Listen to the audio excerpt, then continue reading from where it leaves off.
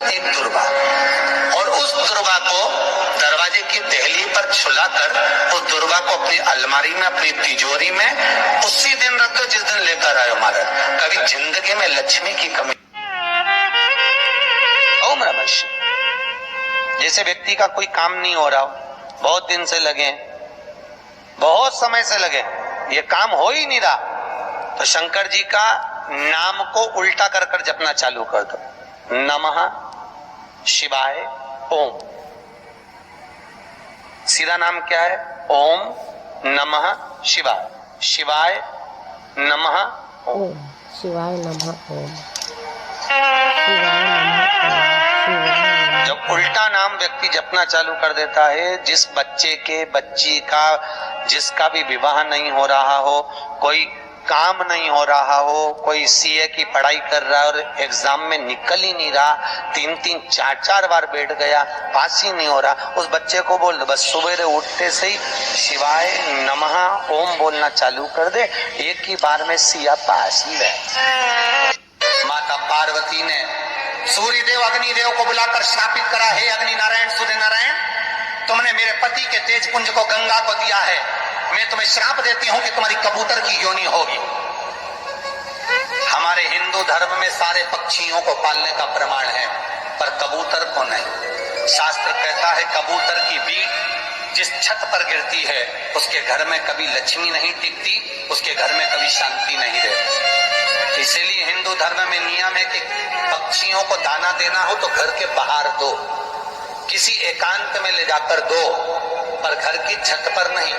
घर की छत पर कबूतर बैठेगा तो उसकी बीट गिरेगी, बीट गिरेगी तो घर में बीमारी रहेगी, लक्ष्मी की कमी रहेगी और अशांति रहेगी। एक कंकर में शंकर समाहित होता है। मैंने सुना शिव महापुराण में एक लोहे के टुकड़े को भी तू सोना बना देता है। मैंने सुना शिव महापुराण में एक कांच के टुकड़े को तू हीरा बना देता है। मैंने सुना शिव महापुराण में कि 12 शिवरात्रि का जो वर्णन है करा, 12 शिवरात्रि का जो स्मरण करा, 5 बेलपत्र का जो वर्णन किया, वो बेलपत्र का मैं भी उसको चढ़ाना प्रारंभ करूं। 12 शिवरात्रि पूरी होगी, मेरा देव अधिदेव महादेव सुनेगा जरूर और मेरी झोली भरेगा जरूर।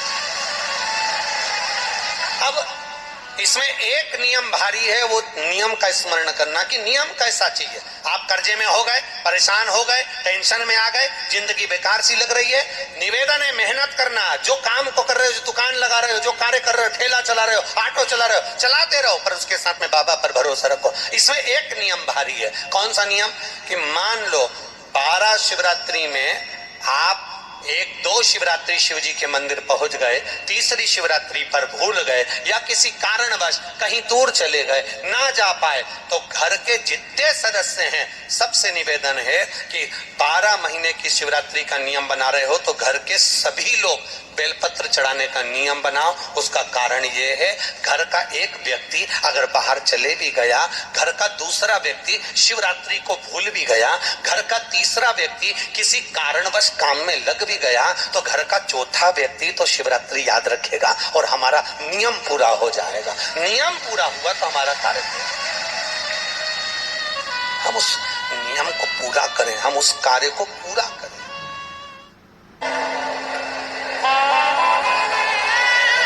शिव की आराधना किसको कहते हैं? कोई कहता है कि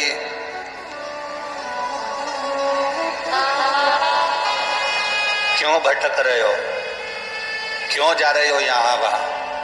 हम कहते हैं तुम भटको भी मत, कहीं मत जाओ। तुम्हारे घर के नजदीक में जो शंकर का शिवालय हो, तुम्हारे घर के नजदीक में जो शंकर का मंदिर हो, शिव मंदिर हो, शिवालय हो, उस शिवालय में जाकर 1 लोटा जल प्रतिदिन चढ़ाना प्रारंभ करो। श्री शिवाय नमस्तुभ्यं।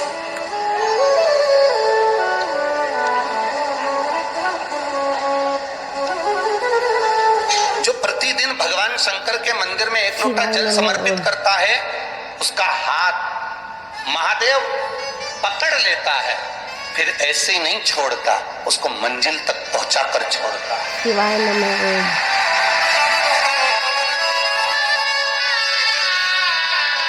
वो ऐसे नहीं छूट सकता। शिवाय नमः। आपने अगर उस पर भरोसा करा है, श्री शिवाय हाँ, नमस्तुभ्यं। थोड़ा कष्ट हो सकता है, थोड़ी तकलीफें आ सकती है, थोड़ा दुख आ सकता है। जिंदगी में थोड़े थोड़े तकलीफें हर मनुष्य के जीवन में आती है।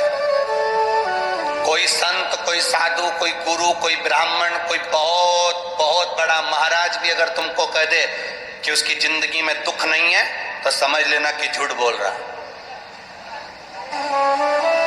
श्री शिवाय नमस्तुभ्यं। मेरे राम जी महाराज भी इस पृथ्वी पर जन्मे तो उनकी जिंदगी में भी दुख आया। मेरे भगवान कृष्ण भी इस पृथ्वी पर जन्मे तो उनकी जिंदगी में भी दुख आया। माता जानकी भी इस पृथ्वी पर प्रगटी तो उनकी जिंदगी, जितने भी ग्रह हैं, चाहे राहु हो, केतु हो, मंगल हो, शनि हो, बुध हो, भौम हो, सूर्य हो, ये सारे जो ग्रह हैं ये शंकर भगवान के शिवलिंग के पास में विराजमान है। श्री शिवाय नमस्तुभ्यं। शिवलिंग के पास में विराजमान। तो फिर दोष किसको लगेगा? जिसके दरवाजे पर वो आया, श्री शिवाय जिसके नमस्तुभ्यं। द्वार पर वो पहुंचा।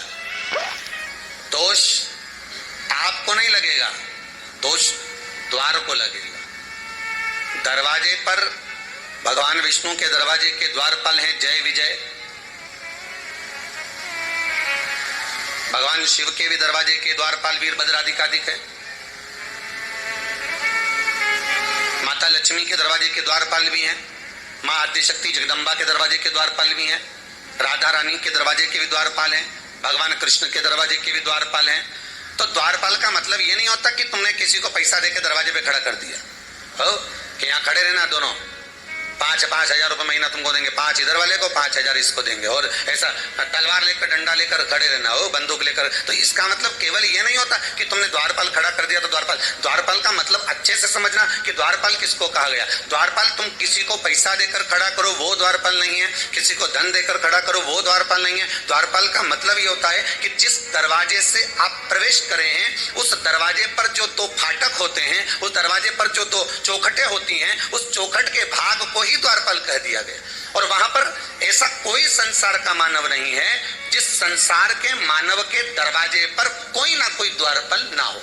प्रत्येक मनुष्य के घर पर अगर चौखट लगी है तो चौखट पर द्वारपाल हैं। ये जो पत्थर की जो चौखट होती है ना, ध्यान दीजिएगा, बहुत थोड़ा सा लगेगा लोगों को कि महाराज जी आप बोल रहे हैं, पर वास्तु शास्त्र के अनुसार अगर आप अच्छे से वास्तु शास्त्र को पढ़ेंगे, निकालेंगे, उसका स्मरण करेंगे तो आपको ज्ञात होगा कि लकड़ी की जो चौखट होती है उसमें द्वारपाल का महत्व होता है। पत्थर की पेलरिंग कराकर जो चौखट तैयार करी जाती है उसमें द्वारपाल का भाव समाप्त हो जाता है। इसका थोड़ा सा ध्यान रखना चाहिए कि आपका मुख्य दरवाजा, आपका मेन दरवाजा, आपका जो द्वार है, उस द्वार पर आप कुछ भी कर इसलिए आज के जमाने में कह दिया जाता है कि आप एक काम करो कि अगर मान लो आपने लकड़ी का चौखट नहीं लगाया है, लकड़ी की चौखट नहीं तैयार करी है, तो कह देते हैं कि इसमें यहाँ पर बंदरवाल बांध दी जाए, पत्ते बांध दिए जाए। बंदरवाल बांधने का महत्व ही यही है कि आप उस लकड़ी की चौखट को जब लगा देते हैं तो उस पर द्वारपाल आकर विराजमान हो जाते। अब कौन द्वारपाल?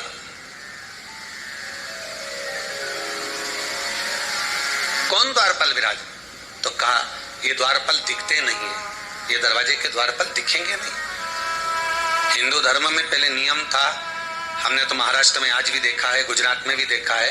पहले हिंदू धर्म में नियम था, थोड़ा थोड़ा हमारे मध्य प्रदेश में भी हमको देखने को मिलता है, छत्तीसगढ़ में भी मिलता है, आधिकाधिक उत्तराखंड में भी प्राप्त होता है, साउथ में भी देखने को मिलता है, कहीं कहीं पर थोड़ा थोड़ा देखने को मिलता है कि प्रतिदिन घर की माताएं घर के दरवाजे के बाहर जाकर पानी को छींटती हैं और थोड़े से आटे को लेकर, रंगोली को लेकर दरवाजे के सामने बना देती हैं। किसके लिए बना रही है वो दरवाजे पर रंगोली? वो दरवाजे पर सुंदरता किसके लिए कर रही है? वो किसके लिए इंतजार कर रही, किसकी बाट जो रही, किसके लिए प्रतीक्षा कर रही?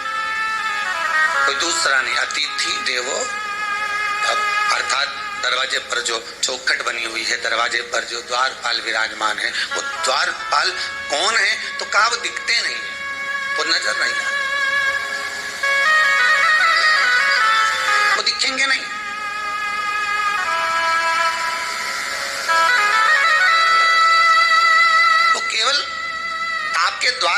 खड़े होकर तुम्हारे दरवाजे पर से अगर कोई भूखा जा रहा है तो वो द्वारपाल उसका दोष देते हैं।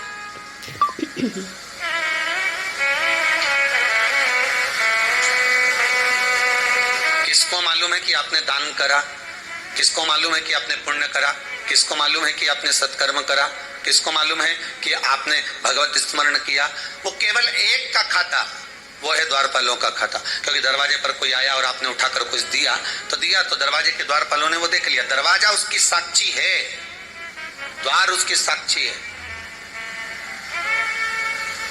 कि इन्होंने कुछ दिया है, इन्होंने कुछ प्रदान किया।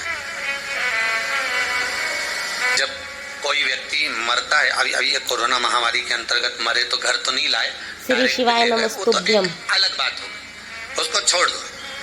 पर अगर आप अंदाजा लगा कर देखेंगे तो जब कोई व्यक्ति मरता है तो मरने वाले व्यक्ति को भले एक्सीडेंट से मरा हो, सुसाइड करा हो, कुछ भी करा हो, अपनी मौत से मरा हो, मृत्यु आदि से, जब वो मर गया किसी कारणवश तो उसको सबसे पहले घर पर लेकर आया जाता। श्री शिवाय नमस्तुभ्यम।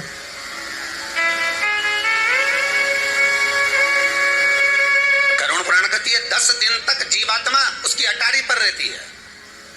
श्री शिवाय नमस्तुभ्यम। 10 दिन तक जीवात्मा उसकी अटारी पर, और जब 10 दिन तक जीवात्मा उसकी अटारी पर रह रही है, 10 दिन तक जीवात्मा वहां निवास कर रही है, 10 दिन तक जीवात्मा वहां पर रह रही है, तो उसके पास में हिसाब तो पूरा होगा ना।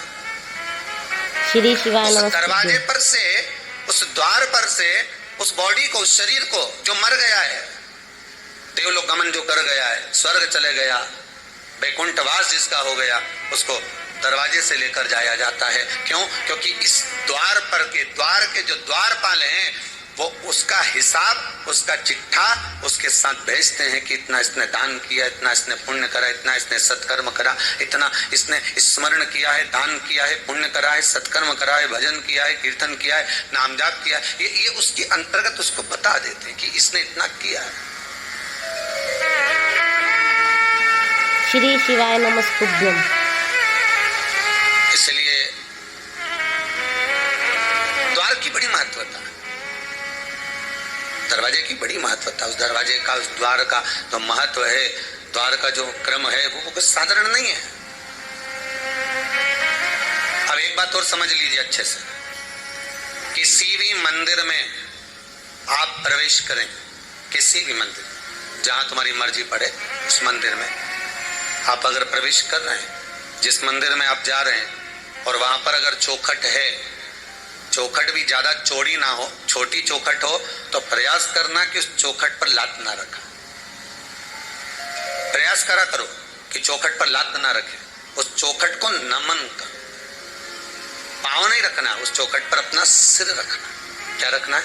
अपना मस्तक, अपना शीश उस चौखट पर रख दिया जाए।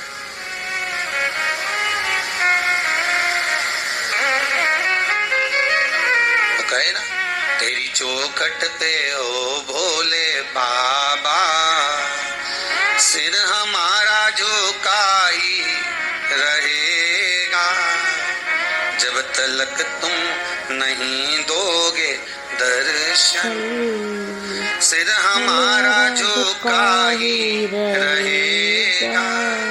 अब जो चौखट है उसको लांघने का प्रयास करा करो कि हमको उसको लांघना।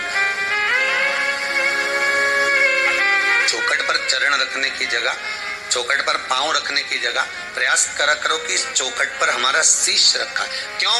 उसका क्या कारण है? क्या कारण हो सकता है?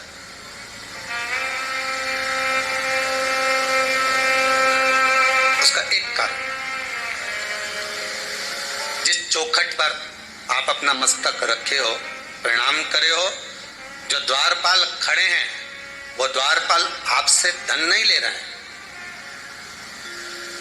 और सरल भाषा में ये संवाद अपन बाद में कह सकते हैं, पर अपने सरल भाषा में, बैंक में अंदर नहीं जाने दे रहा है, चौकीदार खड़ा, चौकीदार मतलब द्वारपाल। फैक्ट्री में अंदर नहीं जाने दे रहा है, द्वारपाल खड़ा। मंदिर के अंदर नहीं जाने दे रहा है, द्वारपाल खड़ा है। क्या करोगे? और तुम्हें जाना जरूरी है। 500 का नोट निकाला, किसको दिया? जम के बोलो, उसी द्वारपाल। द्वारपाल को दिया तो वो श्री अंदर भेजेगा शिवाय कि नहीं भेजेगा, अंदर से बोल के आएगा सर कोई आया हुआ। अब यहाँ सीधी सीधी बातें, भगवान कृष्ण के दरवाजे पर सुदामा जब जाकर पुकारे, आवाज लगाई,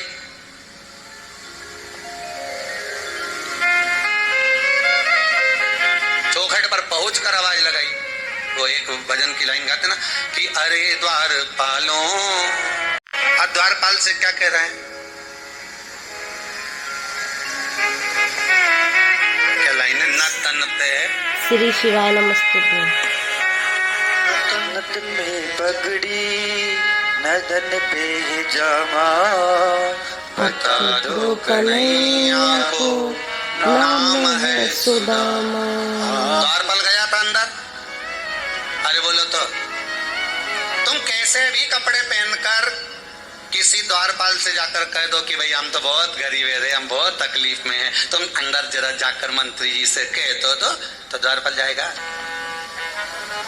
नहीं जाएगा। एक बार फिर से गा, ना सिर पे है पगड़ी न धन पे जामा, बता दो कन्हैया को नाम है सुदामा। अच्छा, द्वारपाल एक बात और कहते हैं, इनके जैसे ढेर आते हैं और जो भी आते हैं वो कृष्ण का मित्र बताते हैं। अब तुमने कहा ना वो सेठ जी से जाके बोला हम हमको पहचानते हैं, हमारा नाम बोल देना, हो हमारा नाम बेरू सिंह, बोलो जरा बोलो। अब ये सारे द्वारपाल एक दूसरे को देख के हंसेंगे कि नहीं हंसेंगे? बताओ, इसके जैसे तो ढेर आए रे रोज, ऐसा गजन कितना बेरू आए, ना जाने कितना आता होगा, फिर भी